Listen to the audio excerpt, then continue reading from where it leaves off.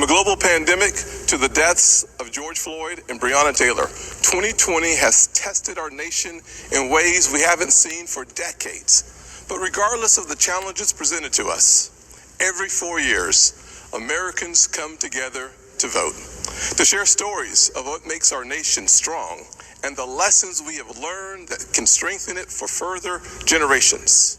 Because while this election is between Donald Trump and Joe Biden, it is not solely about Donald Trump and Joe Biden. It's about the promise of America. It's about you and me, our challenges and heartbreaks, hopes and dreams. It's about how we respond when tackling critical issues like police reform, when Democrats called our work a token effort and walked out of the room during negotiations because they wanted the issue more than they wanted a solution. Do we want a society that breeds success or a culture that cancels everything it even slightly disagrees with? I know where I stand because you see, I am living my mother's American dream. My parents divorced when I was 7 years old, and we moved in with my grandparents into a 2-bedroom home with me, my mom, and my brother sharing a room and one bed. My mom worked 16 hours a day to keep food on the table and a roof over our heads. She knew that if we could find the opportunity, bigger things would come. I thought I had to use football to succeed in life, and my focus on academics faded away. My freshman year, I failed out. I failed 4 subjects: Spanish, English, world geography, and even civics. Trust me though, after 7 years in the Senate, I know I'm not the only one in Congress who failed civics. But even while I was failing the 9th grade, my mother always said to me, "Timmy, if you would just shoot for the moon, even if you miss, you'll be among the stars." She never lost faith in me, even when I lost faith in myself. Because of her encouragement, I went to summer school and caught up. The next year, I met my mentor, John Moniz, a Chick-fil-A operator. John saw something in me that I could not see in myself and started teaching me valuable life lessons. Like having a job would be a good thing, but creating jobs would be even better. That having an income could change my lifestyle, but creating a profit could change my community. He planted the seeds of what would become Opportunity Zones. This initiative that the president and I worked together on is now bringing more than $75 billion of private sector investment into distressed communities. I took those lessons to heart and started putting the pieces of my life back together. I realized a quality education is the closest thing to magic in America. That's why I fight to this day for school choice, to make sure every child in every neighborhood has a quality education. I don't care if it's a public, private, charter, virtual, or a homeschool. When a parent has a choice, their kid has a better chance. And the president has fought alongside me on that. Later in life, I started my own small business.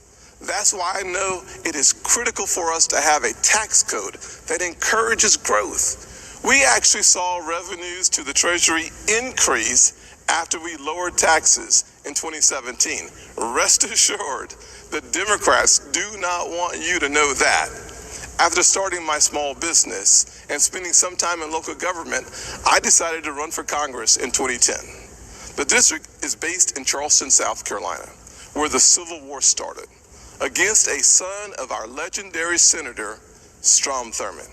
You may be asking yourself, how does a poor black kid from a single-parent household run and win in a race crowded with Republicans against a Thurmond? Because of the evolution of the Southern heart. In an overwhelmingly white district, the voters judged me not on the color of my skin, but on the content of my character. We live in a world that only wants you to believe in the bad news, racially, economically, and culturally polarizing news. The truth is, our nation's arc always bends back towards fairness. We are not fully where we want to be, but I thank God Almighty, we are not where we used to be. We are always striving to be better. When we stumble, and we will, we pick ourselves back up and try again. We don't give in to cancel culture or the radical and factually baseless belief that things are worse today than in the 1860s or the 1960s. We have work to do, but I believe in the goodness of America. The promise that all men and all women are created equal. And if you're watching tonight, I'm betting you do too. Over the past 4 years, we have made tremendous progress towards that promise. President Trump built the most inclusive economy ever. 7 million jobs created pre-COVID-19, and 2/3 of them went to women, African Americans, and Hispanics. The first new major effort to tackle poverty in a generation, opportunity zones. We put hard-earned tax dollars back in people's pockets by cutting their taxes, especially for single-parent households like the one I grew up in, cutting single mothers' taxes 70% on average. President Trump supported these tax cuts for those single moms and other working families and signed these policies into law, and our nation is better off for it. So, I'm going to ask you, the American people, not to simply look at what the candidates say, but to look back at what they've done. This election is about your future, and it is critical to paint a full picture of the records of Donald Trump and Joe Biden. Joe Biden said if a black man didn't vote for him, he wasn't truly black. Joe Biden said black people are a monolithic community. It was Joe Biden who said poor kids can be just as smart as white kids. And while his words are one thing, his actions take it to a whole new level. In 1994, Biden led the charge on a crime bill that put millions of black Americans behind bars. President Trump's criminal justice reform law fixed many of the disparities Biden created and made our system more fair and just for all Americans. Joe Biden also failed our nation's historically black colleges and universities, heaping blame on them as they fought to ensure our young folks had access to higher education. Once again, to clean up Joe Biden's mess, President Trump signed into law historically high funding for HBCUs, as well as a bill to give them permanent funding for the first time ever. And now Joe Biden wants to come for your pocketbooks. Unless, of course, you're a blue state millionaire. I'm serious. That's one of their solutions for the pandemic. They want to take more money from your pocket and give it to Manhattan elites and Hollywood moguls so they get a tax break. Republicans, however, passed President Trump's once-in-a-generation tax reform bill that lowered taxes for single moms, working families, and those in need. So when it comes to what Joe Biden says he'll do, look at his actions. Look at his policies. Look at what he already did and what he didn't do while he's been in Washington for 47 years. Ladies and gentlemen, people don't always see those failures because they think we're having a policy debate on two sides of an issue. That is not what is happening. Our side is working on policy, while Joe Biden's radical Democrats are trying to permanently transform what it means to be an American.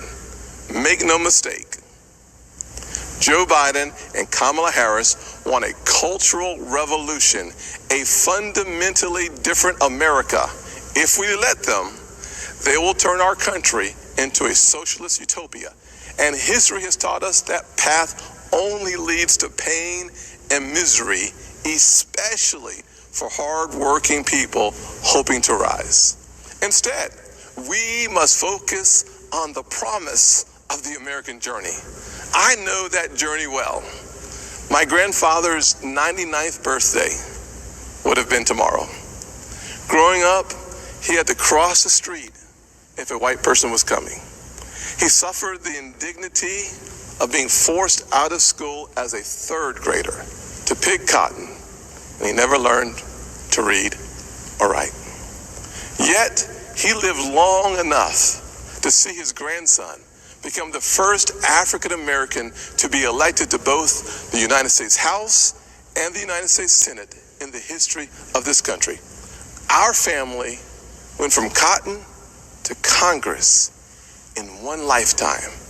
And that's why I believe the next American century can be better than the last. There are millions of families just like mine all across this nation, full of potential, seeking to live the American dream. And I'm here tonight to tell you that supporting the Republican ticket gives you the best chance of making that dream a reality. God bless you. And Father, please continue blessing the United States of America. God bless.